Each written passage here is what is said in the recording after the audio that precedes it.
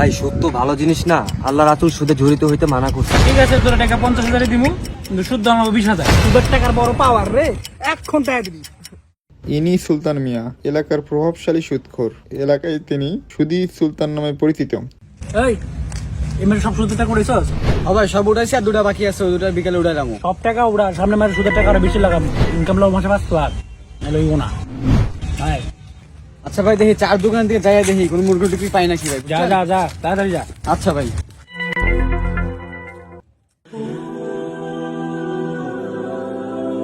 ইনি ইমরান, এলাকার খুব দরিদ্র পরিবারের সন্তান।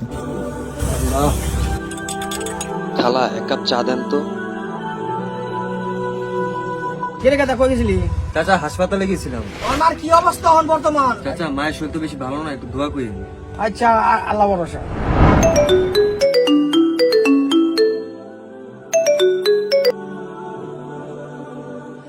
আপনি কি ইমরান বলছেন? জি আমি ইমরান বলছি। আপনার মাকে ইমার্জেন্সি অপারেশন করতে হবে। আমাদের কাউন্টারে 50,000 টাকা জমা না দিলে আমরা অপারেশনটা করতে পারবো না। জি স্যার, আমি টাকা ব্যবস্থা করতেছি।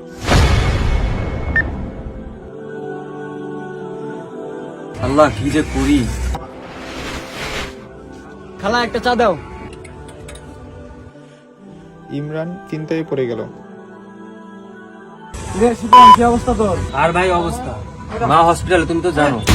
হসপিটাল থেকে বলছে 50,000 টাকা লাগবে। কোন থেকে যে ব্যবস্থা করি। কেমন লাগে দেখা করায়?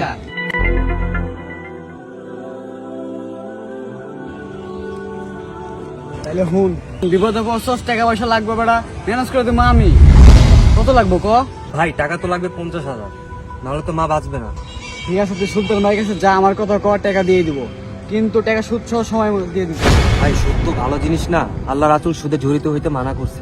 এমনও শুনেছি সুদের সাথে জড়িত হইলে মায়ের সাথে জেনা করা হয়। ইন্না নিল্লাহ, এত বড় গুনাহ আমি করতে পারবো না। ঠিক আছে, যাই তাহলে, প্রয়োজন বলে সুলতান ভাই কাছে যাইস, আমার কথা কইস।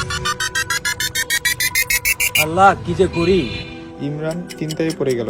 সে কোনোভাবেই টাকা ম্যানেজ করতে পারতেছিল না। সবশেষে সে ডিসিশন নিল, কোনো উপায়ও তো নাই, সুলতান ভাইয়ের কাছেই যাই, মাকে তো বাঁচাতেই হবে। আসসালামু আলাইকুম ভাই। ভাই আমি তো খুব সমস্যা আছি, মা খুব অসুস্থ, আপনি তো জানেন। আমি সব শুনছি, কাউসার আমার সব কইছে। এখন কামের কথা ক।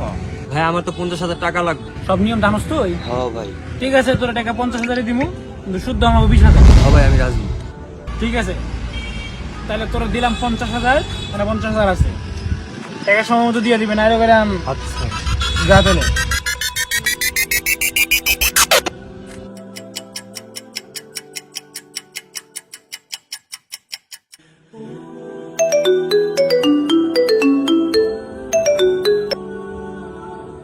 হ্যালো আসসালামু আলাইকুম। জি ওয়ালাইকুম আসসালাম। আপনি কি ইমরান সাহেব বলতেছেন? জি। জি, আমি এবার কেয়ার হাসপাতাল থেকে বলছিলাম। হ্যাঁ বলুন। জি, আপনার মায়ের চিকিৎসা চলছিল এখানে। আপনার মা আজ বিকাল 4টা বাজে মারা গিয়েছে।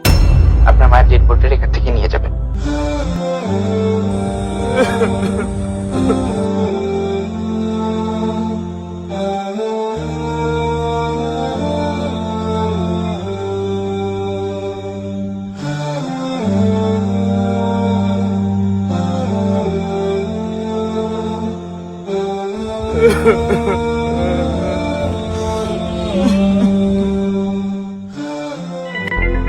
এই এটা ইমরান না? হয়। তো ঠেলস নাকি? সময় হয় নাই? আরে কে কর, টার কথা কর। যা। এই ইমরান, এই টাকা দিস না কে? উঠ, এই ইমরান, এই।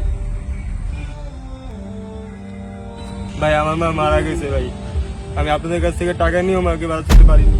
এই অভিনয় বাদ দেবে না, টাকা নিয়ে দেওয়ার সময় সবাই এগুলা কথাই কয়। ভাই আছে, ভাইলের কথা কয়। ইয়ে তুই টাকা দিস নাকি? ভাই আমার মা মারা গেছে ভাই, আমার কিছুদিন সময় দিতে হইবে। এই বেটা কি এর সম্ভব? এই ফোনটা দাও তো। খাবারে দাঁত ফালা দিম, এখন খায় টাকা দিবি। ভাই আমার কাছে টাকা। টাকা নষ্ট কি করছিস তুই? এখন তুই টাকা দিবি, সুদের টাকার বড় পাওয়ার রে, এখন টাকা দিবি। তোর বাড়ির দলিল, এই তোর বাড়ি তোর বাপের একলা না? তোর বাড়ি আছে তো গো? নাই, দলিল কি চেয়ারম্যানের কাছে না? চেয়ারম্যানের কাছে আমি দলিল নিলাম, এলাকা থাকবে যা।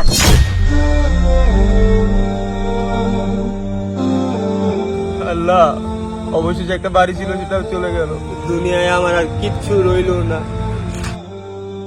আল্লাহ তাআলা বলেন, হে ঈমানদারগণ, তোমরা আল্লাহকে ভয় করো এবং লোকেদের কাছে তোমাদের যে সুদ বাকি রয়ে গেছে তা ছেড়ে দাও, যদি তোমরা ঈমান এনে থাকো।